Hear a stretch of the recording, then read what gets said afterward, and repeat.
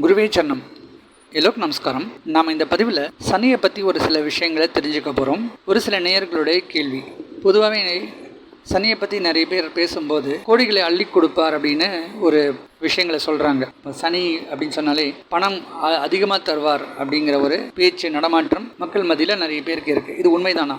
சனி நிஜமாகவே உங்களுக்கு அள்ளி கொடுப்பாரா அப்படிங்கிற விஷயத்த கொஞ்சம் நுணுக்கமாக இந்த பதிவில் பார்க்க போகிறோம். நீங்கள் இந்த சேனலுக்கு புதிய மெம்பர் அப்படின்னு சொன்னால் இந்த சேனலை சப்ஸ்கிரைப் பண்ணிக்கோங்க. அப்போ தான் நான் வெளியிடக்கூடிய பதிவுகள் உங்களுக்கு உடனுக்குடன் வரும். சனி சொன்னாலே அவர் ஒரு மந்தக்காரகன், ஆயுள்காரகன். எல்லா விஷயமே கொஞ்சம் தாமதமாக நடத்தக்கூடிய ஒரு பிளானட் தான் சனி. பாவக அடிப்படையில் சனி ஒரு சில நன்மைகள் செய்யலாம்.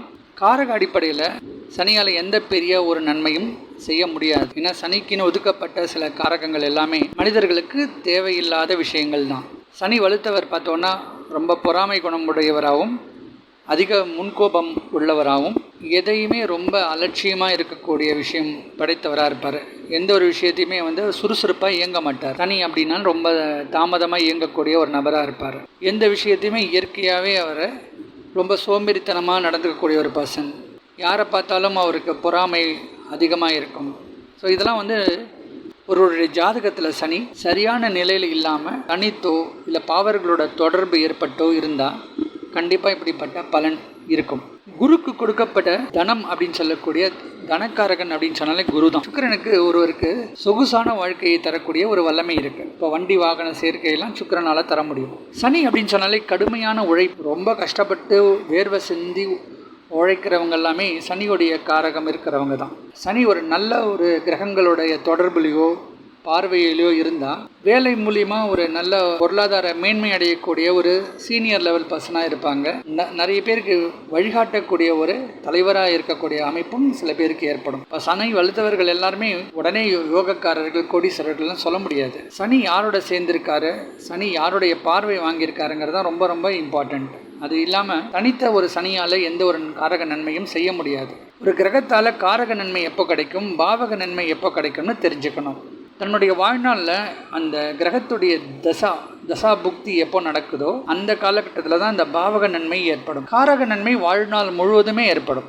உதாரணத்துக்கு சனி மேஷ லக்னத்துக்கு தொழில் ஸ்தானத்துக்கும் லாபத்துக்கும் அதிபதியாக வரவர். தான் வீட்டிலேயே ஆட்சியாக இருக்கக்கூடிய சனி, மகர கும்பத்துக்கு ஆட்சியாக இருக்கக்கூடிய சனி மேஷ லக்னக்காரர்களுக்கு தொழிலையும் கொடுக்கணும், லாபத்தையும் கொடுக்கணும். இப்போ தொழில் மூலியமாக லாபம் தரக்கூடியவர் இந்த சனி தான். சனி தனித்து ஆட்சி பெற்றோ இல்லை மூல திரிகோண ஸ்தானம் அடைஞ்சிருந்தால் ஓரளவுக்கு தொழில் அமையும், ஓரளவுக்கு லாபம் அமையும். ஆனால் எப்படிப்பட்ட தொழில் அமையும்? ஒரு கம்பெனிக்கு முதலாளியாக இருந்து ஒரு 100 பேரை வேலை வாங்குவாரா, இல்லை 10-11 கடுமையான உழைப்பாடியாக இருப்பாரா? இந்த வித்தியாசம்தான் அவருடைய ஜாதகம் சொல்லும். சனி தனித்திரு ஆட்சி பெற்று பெரிய சுப கிரகங்களுடைய தொடர்பு இல்லாமல் இருக்கும்போது உழைத்து முன்னேறக்கூடிய ஒரு பர்சனாக இருப்பார். அதே சமயத்தில் சனியோடைய தசா புக்தி காலம் ஒரு இளமையான வயது, ஒரு 30-35 வயசில் வந்தது அப்படின்னா அவர் தன்னோட உழைப்பு மூலிமா நல்ல லாபத்தையும் பார்க்க முடியும். ஆனால் நல்ல ஒரு அமைப்பு இருந்து சனி தசையே வரல அப்படின்னா பிரயோஜனமே கிடையாது. அதே சமயத்தில் சனி குருவோட அஸ்தங்கமாகி குருவோடைய சுபத்தன்மையை எப்போ வாங்குறாரோ அப்போ தான் அவரால் கோடிகளை கொட்டி தர முடியும். ஒரு சிலருடைய ஜாதக அமைப்பில் பார்க்கும்போது சனி மகரத்தில் குரு நீச்சம் அடைஞ்சு சனியோட மிக நெருக்கமாக ஒரு 7-8 டிகிரி, ஒரு 6 டிகிரிக்குள்ளே குரு அமைய பெற்றால் குரு தரக்கூடிய காரக நன்மை எல்லாமே வாங்கி சனி கொடுப்பார். அப்போ சனியோடைய தசா காலம் ரொம்ப சிறப்பாகவே இருக்கும். அதே போல் குருவுடைய பார்வையிலையோ சுக்கிரனுடைய பார்வையிலையோ இருக்கக்கூடிய சனி அதிக அளவுக்கு நன்மைகளை கொடுப்பார். ஒரு லக்னத்துக்கு 2, 4, 9, 11 இந்த இடங்கள் ஓரளவுக்கு சுபத்துவம் அடைஞ்சு அந்த இடத்துல சனி குருவுடைய பார்வையோ குருவுடைய தொடர்போ ஏற்பட்டோ இல்லை சந்திர அதியோகம் அமைய பெற்றோ இருந்தால் கண்டிப்பாக அவர் தன்னுடைய தசா காலத்தில் நல்ல யோகத்தை கொடுக்க வாய்ப்பு இருக்குது. அதே சமயத்தில் ஒரு சாதாரண நிலையில் இருக்கக்கூடிய சனி ஒருவேளை ராகுவோடைய தொடர்போ செவ்வாயோடைய தொடர்போ ஏற்பட்டு அவர் உச்சமே அடைஞ்சால் கூட தன்னுடைய தசா காலத்தில் பெரிய அளவுக்கு கஷ்டங்களை தான் கொடுப்பார். இப்போ சனி உச்சம் அடைஞ்சதுனால மட்டுமே ஒருத்தர் கோடீஸ்வரனாக இருப்பாங்க, சனி ஆட்சியாக இருந்தால் மட்டும் ஒருத்தர் கோடீஸ்வரனாக இருப்பான்னு சொல்ல முடியாது. சனியோட இணையக்கூடிய கிரகங்கள் எவ்வளோ டிகிரியில் அவங்க இணைஞ்சிருக்காங்க, சனியால் பார்க்கப்படக்கூடிய கிரகங்கள், இப்படிப்பட்ட அமைப்பு தான் சனியோடைய யோகத்தன்மையை நம்ம புரிஞ்சுக்க முடியும். சிம்ம லக்னத்துக்கு சனி ஒருவேளை 7ஆம் இடத்துலேயே அவர் திக்பலத்தோடு இருந்தான்னா பிரச்சனை தான் அதிகமாக இருக்கும். ஆனால் அதே லக்னத்தில் குரு அமைய பெற்று இல்லைனா 7ஆம் இடத்திலே குரு சனியை அஸ்தங்கப்படுத்தினா சனியுடைய காரக நன்மை சிறப்பாக தான் இருக்கும். அந்த இடத்துல கணவன் மனைவிக்குள்ள நல்ல ஒரு அன்பும் ஒற்றுமையும் ஏற்படும். நிறைய பேர் நினைப்பாங்க 7ஆம் இடத்துல இருக்கக்கூடிய சனி என்ன ஒரு ஃபேமிலி லைஃப்பை வந்து பெருசாக பாதிக்கலேன்னு நினைப்பாங்க.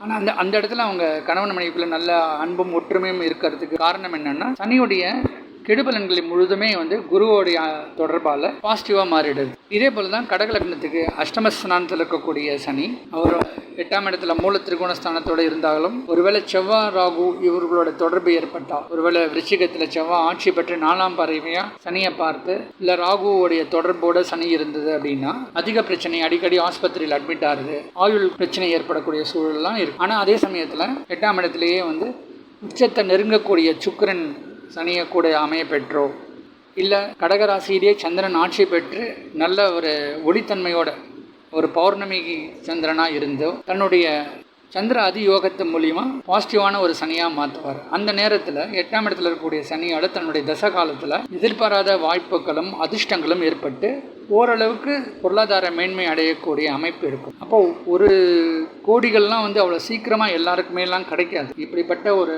கொடுத்து வைத்த ஜாதகர்களுக்கு தான் இப்படிப்பட்ட அமைப்பு இருக்கும். அது மட்டும் இல்லாமல் அது சரியான நேரத்தில் அந்த சனியுடைய தசா புக்திகள் அமைய தன்னுடைய வாழ்நாளில் அனுபவிக்கக்கூடிய ஒரு காலகட்டத்தில் இருக்கணும். ஒருவருக்கு 80 வயசில் யோகம் அடைஞ்ச ஒரு தசா புக்தி காலம் வருது அப்படின்னா அதோட பிரயோஜனமே கிடையாது. அவர் எந்த நேரத்தில் சம்பாதிக்கிறாரோ அந்த நேரத்தில் சனியுடைய தசையோ, அந்த நேரத்தில் ஒரு யோகம் பெற்ற கிரகத்தோடைய தசை, உதாரணத்துக்கு இப்போ சனியை குரு அஸ்தங்கப்படுத்தி சனி யோகமாக இருக்கார் அப்படின்னா ஒரு 30-35 வயசில் சனி தசை வர்றது ரொம்ப சிறப்பு. அந்த நேரத்தில் குரு தரக்கூடிய திருமண வாழ்க்கை, பொருளாதார மேன்மை, புத்திர பாக்கியம் எல்லாமே சனி கொடுத்துடுவார். குரு தசை சுமாராக தான் இருக்கும், குரு தசையில் பெரிய யோகம் இருக்காது. ஆனால் சனி தசை ரொம்ப சிறப்பாக இருக்கும். இப்படி சனி வந்து மற்ற ஒரு சுபகிரகத்தோட தொடர்பால் தான் முழுமையாக சுபத்துவம் அடைந்து ஜாதகருக்கு நல்ல பலனை கொடுத்தா வழிய, மற்றபடி சனியால் தனிப்பட்ட ஒரு அமைப்பால் கண்டிப்பாக பெரிய கோடீஸ்வர யோகம்லாம் கொடுக்கவே முடியாது. இது சுயஜாதகத்தின் அடிப்படையாக நான் சொல்லக்கூடிய விஷயம். ஆனால் கோச்சாரத்தில் இருக்கக்கூடிய சனியோடைய பயிற்சியாலேயோ கோச்சார பலன்களாலெல்லாம் ஒரு சனி தசை ஒரு சனி பயிற்சியானது ஒருத்தருக்கு கோடிகளை அள்ளி கொடுக்குங்கிறதுலாம் ரொம்ப ரொம்ப ரிமோட். அதெல்லாம் அந்த காலகட்டத்தில் அவங்களுக்கு தசா முக்தி அமைப்புகள் ரொம்ப சிறப்பாக இருந்தால் மட்டும்தான் அவங்களுக்கு அந்த கோடிகள் கிடைக்குமே தவிர, ஒரு மில்லியன் பீப்புளில் ஒருத்தருக்கு தான் இந்த மாதிரி அமைப்பு வரும். அவ்வளோ ஈஸியாக வந்து எல்லாருக்குமே இந்த மாதிரி அமைப்பு வரும்னு சொல்ல முடியாது. அதனால் சனி தசை எந்த ஒரு சனியாக இருக்கட்டும், சூரியனாக இருக்கட்டும், சுக்கிரனாக இருக்கட்டும், முதல்ல லக்னத்துக்கு அவர் நட்பு ரீதியாக அமைஞ்சிருக்கணும். லக்ன சுபர்களாவோ லக்னத்திற்கு நட்பு நிலையில் இருக்கிறது வந்து முக்கியமான ஒரு அமைப்பு. அப்படிப்பட்ட நட்பு அமைப்போட அந்த கிரகங்கள் 2, 4, 9, 11 இப்படிப்பட்ட ஸ்தானங்களோட தொடர்பு ஏற்பட்டு சுபத்துவமாக இருந்து, அதே சமயத்தில் அந்த ஜாதகருக்கு ஒரு இள வயதிலேயே அந்த தசா காலமும் நடக்கணும். அப்போ தான் அவங்களால பல கோடிகளை அள்ளி குவிக்க முடியும். என்னுடைய காணொலியை பார்த்து அவங்க கேட்ட கேள்விகள், எனக்கு ஃபோன் மூலிமா தொடர்பு கொண்டு கேட்கக்கூடிய கேள்விகளில் இந்த கொஸ்டின் ரொம்ப முக்கியமான ஒரு கேள்வியாக இருந்தது. அதற்குரிய பதில் தான் நான் இப்போ உங்களுக்கு சொல்லியிருக்கேன். இதே போல் மற்றும் ஒரு பதிவோடு நான் மீண்டும் சந்திக்கிறேன். நன்றி, வணக்கம்.